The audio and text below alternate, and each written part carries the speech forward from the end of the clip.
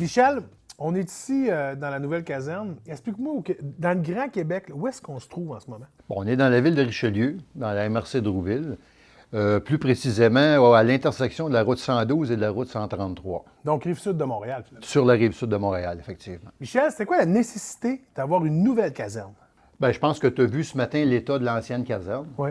Donc, c'est un bâtiment qui existait depuis une cinquantaine d'années environ.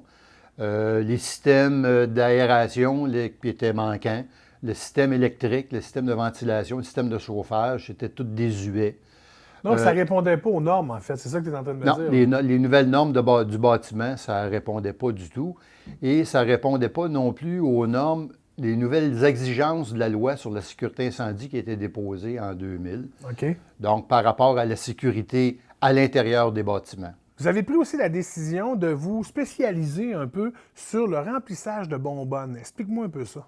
Bon, on a vu tantôt le véhicule avec les bouteilles d'air comprimé, l'air respirable. Donc, il n'y avait plus de municipalités dans le coin qui donnaient ce service-là. Pour éviter que les municipalités achètent des dizaines, puis des vingtaines, puis des trentaines de bouteilles supplémentaires, nous, on va fournir l'air, on va se rendre directement sur les lieux. Puis aussi, le fait d'avoir des beaux locaux comme ça fait que l'esprit de famille doit être plus agréable.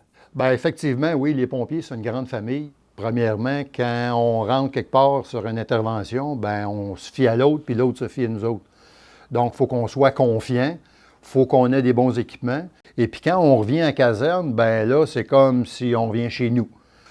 S'il faut qu'on passe la nuit, bien, on a des dortoirs pour dormir ici, pour être prêt plus rapidement, advenant qu'il y a une intervention qu'on a besoin de sortir.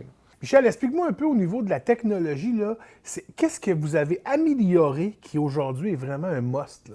On a le plancher chauffant, qui fait que le plancher va sécher plus vite. Donc, ça va éviter que les pompiers se blessent en tombant sur un plancher glissant. Ça va aussi éviter qu'on ait besoin de faire des réparations au véhicule un petit peu plus souvent.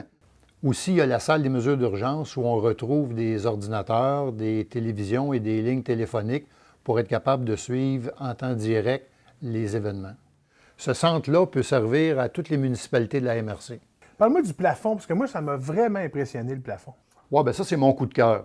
Le plafond en bois, ça absorbe le monoxyde de carbone. On a aussi des ventilateurs qui vont aspirer l'exhaust des véhicules lorsque les camions partent ou lorsque les camions Parce que ça, c'est au diesel, on s'entend, là. C'est des camions diesel, oui, effectivement. Okay. Donc, ça nous aide à être plus en sécurité à l'intérieur de la caserne. C'est beaucoup plus agréable.